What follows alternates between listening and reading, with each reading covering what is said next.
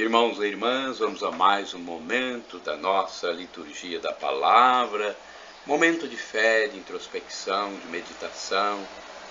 Vamos deixar Deus nos falar. É o instante da nossa espiritualidade.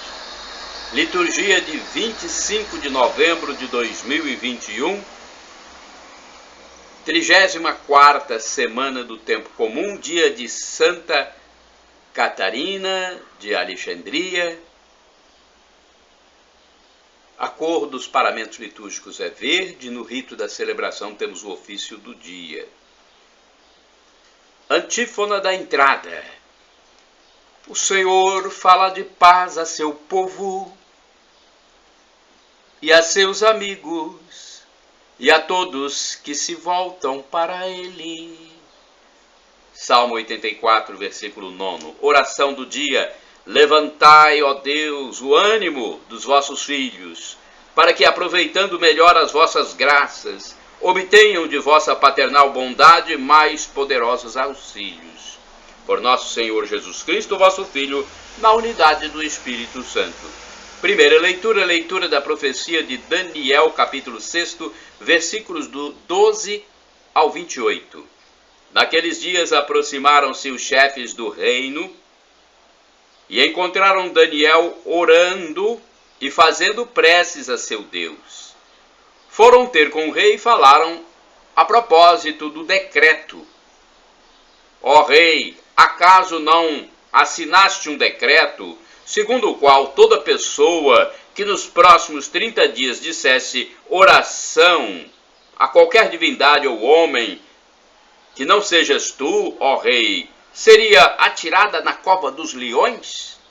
O rei respondeu: o que dizeis é verdade, como manda a lei dos medos e persas, e que não se pode violar.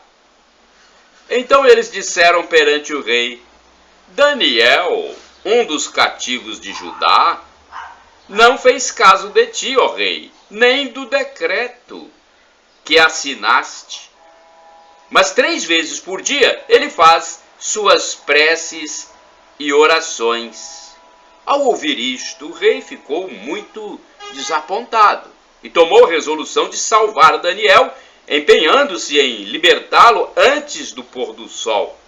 Mas aqueles homens instaram com o rei e disseram: não te esqueças, ó rei, de que é lei dos medos e persas que não se pode mudar nenhum decreto que o rei tenha promulgado. Então o rei deu ordem para buscar Daniel e lançá-lo na cova dos leões. E disse a ele: o teu Deus, a quem prestas culto com perseverança, haverá de salvar-te. Trouxeram uma pedra e puseram-na sobre a boca da cova,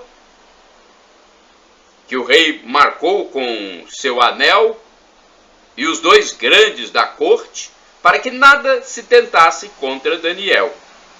O rei retirou-se para o palácio e foi dormir sem cear, e não quis que lhe trouxessem comida. Além disso, não conseguiu conciliar o sono. Ao raiar do dia, levantou-se o rei e foi apressadamente à cova dos leões. Aproximando-se da cova, chamou por Daniel com voz aflita e disse: Daniel, Daniel, servo do Deus vivo, teu Deus a quem prestas culto com perseverança, pôde salvar-te dos leões? E Daniel respondeu ao rei: ó rei, vive para sempre. O meu Deus enviou seu anjo e fechou a boca dos leões. Os leões não me fizeram mal, porque na presença dele foi provada a minha inocência. Tampouco pratiquei qualquer crime contra ti, ó rei. Com isso alegrou-se grandemente o rei e mandou tirar Daniel da cova. Quando o retiraram, nenhuma lesão mostrava ele, porque acreditara em seu Deus. O rei mandou vir os homens que acusaram Daniel e os fez lançar na cova dos leões, juntamente com seus filhos e suas mulheres.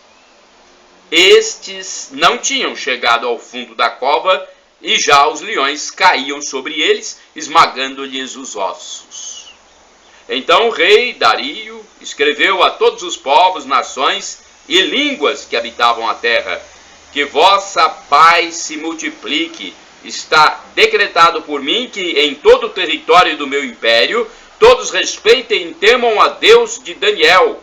Ele é o Deus vivo que permanece para sempre. Seu reino não será destruído e seu poder durará eternamente. Ele é o libertador e o salvador, que opera sinais e maravilhas no céu e na terra. Foi ele quem salvou Daniel da garra dos leões. Palavra do Senhor, graças a Deus. Olha que história, né? Da Bíblia. Fato extraordinário, milagre de Deus, transcendência, prodígio. Agora é o Salmo responsorial, que está também nas profecias de Daniel, capítulo 3, versículos 68, 69, 70, 71, 72, 73 e 74, refrão 59b. Livrai-o e exaltai-o pelos séculos sem fim. Repitamos: louvai-o e exaltai-o pelos séculos sem fim. Orvalhos e garoas, bendizei o Senhor. Geada e frio, bendizei o Senhor. Gelos e neves, bendizei o Senhor. Louvai-o e exaltai-o pelos séculos sem fim. Noites e dias, bendizei o Senhor. Luzes e trevas, bendizei o Senhor. Louvai-o e exaltai-o pelos séculos sem fim. Raios e nuvens, bendizei o Senhor. Ilhas e terra, bendizei o Senhor. Louvai-o e exaltai-o pelos séculos sem fim. Repitamos: louvai-o e exaltai-o pelos séculos sem fim. Agora a aclamação ao Evangelho de Jesus Cristo, com o textinho de Lucas 21, versículo 28. Aleluia, aleluia, aleluia, aleluia. Aleluia, aleluia, aleluia, aleluia. Levantai vossa cabeça e olhai, pois a vossa redenção se aproxima. Aleluia, aleluia, aleluia, aleluia. Aleluia, aleluia, aleluia, aleluia. O Senhor esteja convosco, Ele está no meio de nós. Proclamação do Evangelho de Jesus Cristo, segundo São Lucas, capítulo 21, versículos do 20 ao 28. Glória a vós, Senhor. Pelo sinal da Santa Cruz, livra-nos Deus, nosso Senhor, dos nossos inimigos. Naquele tempo, disse Jesus aos discípulos: quando virdes Jerusalém cercada de exércitos, ficai sabendo que a sua destruição está próxima. Então os que estiverem na Judéia devem fugir para as montanhas. Os que estiverem no meio da cidade devem afastar-se. Os que estiverem no campo não entrem na cidade.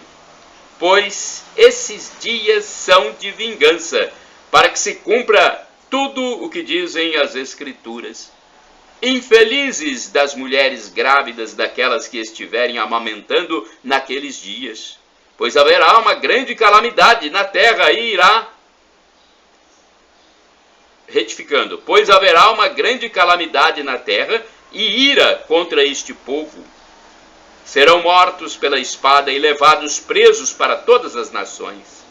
E Jerusalém será pisada pelos infiéis até que o tempo dos pagãos se complete. Haverá sinais no sol, na lua e nas estrelas. Na terra as nações ficarão angustiadas com pavor do barulho do mar e das ondas. Os homens vão desmaiar de medo só em pensar no que vai acontecer ao mundo, porque as forças do céu serão abaladas. Então eles verão o Filho do Homem vindo numa nuvem com grande poder e glória. Quando estas coisas começarem a acontecer, levantai-vos e erguei a cabeça, porque a vossa libertação está próxima. Palavra da salvação. Glória a vós, Senhor. Vamos à reflexão. Eu sempre gosto de passar mais de uma reflexão para que nós tenhamos compreensão de diversas tendências Porque às vezes nós vemos algumas reflexões que não nos trazem esclarecimento verdadeiro. Por isso é preciso que nós tenhamos mais que uma reflexão. Deixa eu ver aqui uma primeira que eu passo para vocês, é do livro Dia a Dia com o Evangelho 2016. A destruição de Jerusalém no ano 70 marcará o início de nova fase do povo de Deus. Ela inaugura a época dos pagãos, que significa a chegada do reino de Deus. Jerusalém será pisada até que se completem os tempos dos gentios. O projeto do Pai não é monopólio de um só povo, mas de todos os povos. Estes formarão um novo povo de Deus. Os sinais cósmicos são símbolos da queda de uma ordem social injusta. O Filho do Homem triunfará sobre os opressores. Seu grande poder de vida se opõe aos poderes da morte que vacilam e caem. Diante desta reviravolta de situação, os seguidores de Jesus têm de levantar a cabeça, porque sua libertação está próxima. Jesus vem libertar os seus. A nova história começou e nós fazemos parte da sua construção. Uma reflexão interessante. Deixa eu ver se aqui no livro Palavra e Vida 2013 também tem outra reflexão. Temos sim. Diz o seguinte: nesses dias, os evangelhos estão recheados com os anúncios dos desastres. Porém, não é para nós motivo de desespero. Procuram dar esperança aos que escutam a palavra. O final de um mundo sempre é o início de outro. É o mistério da Páscoa aplicado à história. É a força da vida criada por Deus, que não se acaba nem se destrói, mas que é sempre recriada por Deus de uma maneira nova e mais plena. Por isso hoje o Evangelho termina com essas palavras que nos enchem de gozo e de esperança.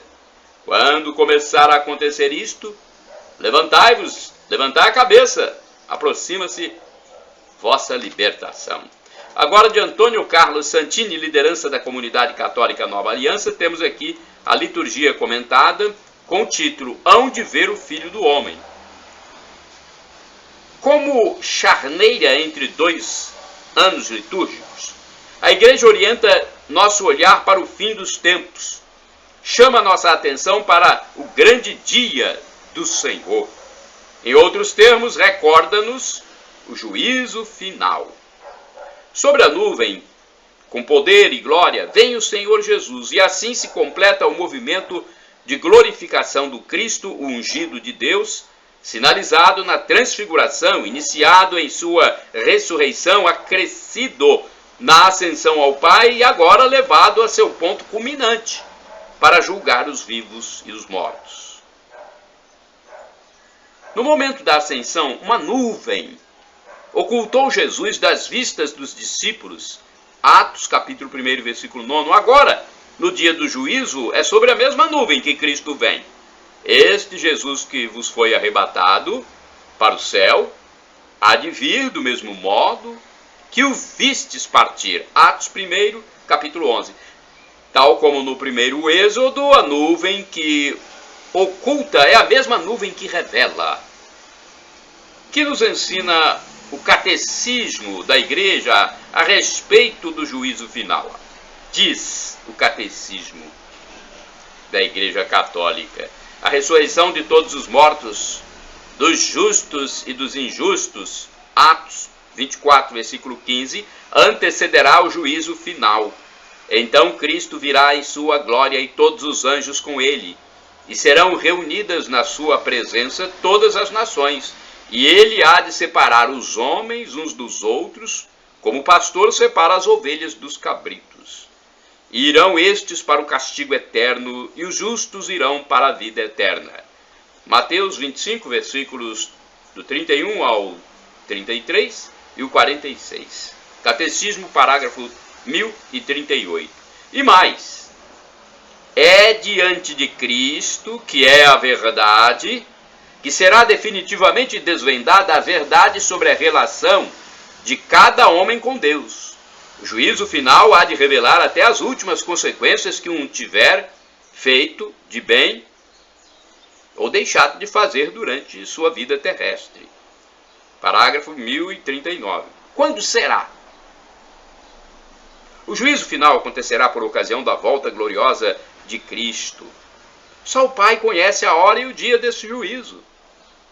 Só Ele decide de seu advento. Por meio de seu Filho Jesus Cristo, Ele pronunciará então sua palavra definitiva sobre a história, toda a história. Conheceremos então o sentido último de toda a obra da criação e de toda a economia da salvação e compreenderemos os caminhos admiráveis pelos quais sua providência terá conduzido tudo para seu fim último. O juízo final revelará que a justiça de Deus triunfa sobre todas as injustiças cometidas por suas criaturas e que seu amor é mais forte que a morte.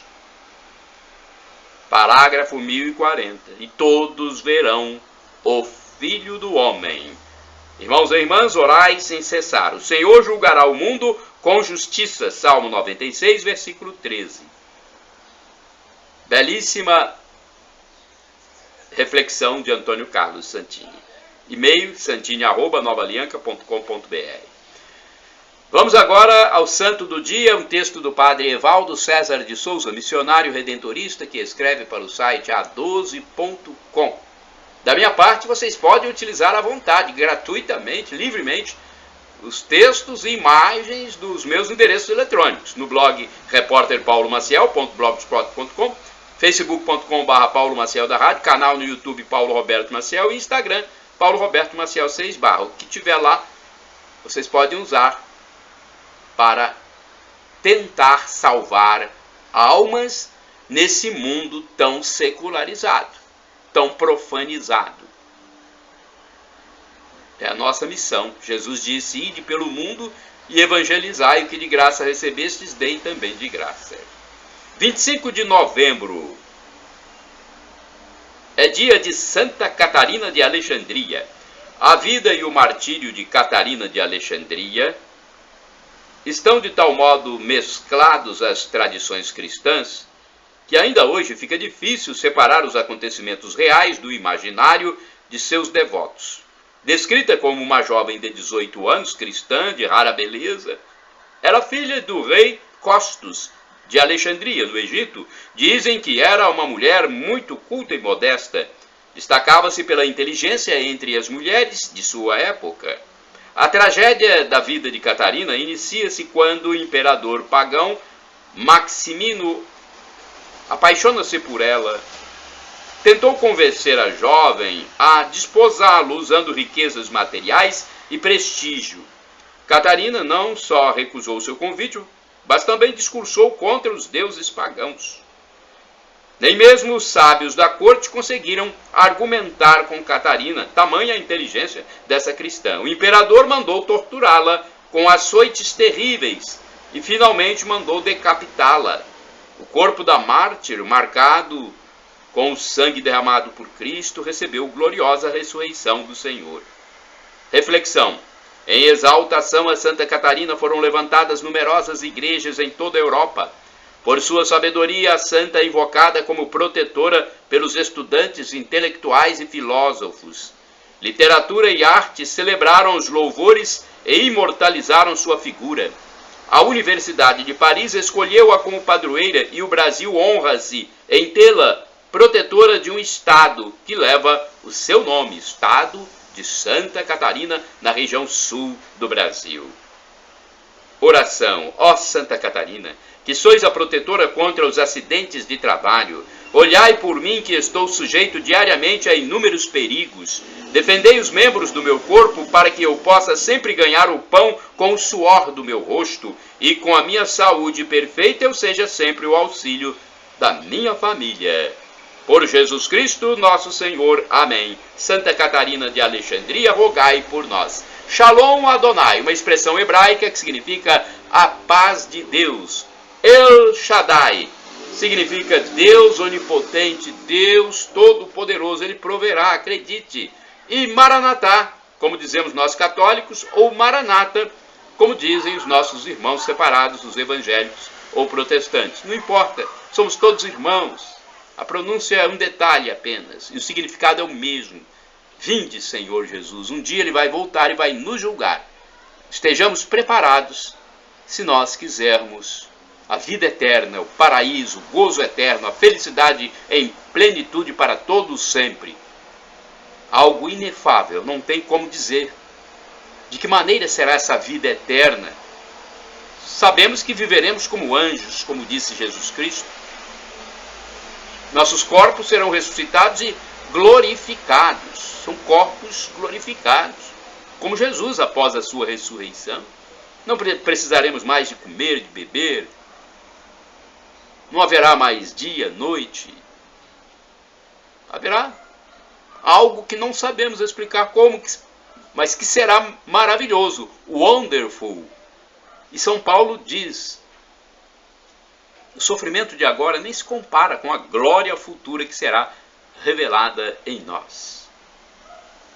Você quer essa vida eterna? Arrependa-se dos seus pecados, porque não sabemos a hora nem o dia que Jesus voltará para o julgamento final. Arrependa-se, seja humilde, reconheça que você é pecador. Você que é resistente a admitir que peca,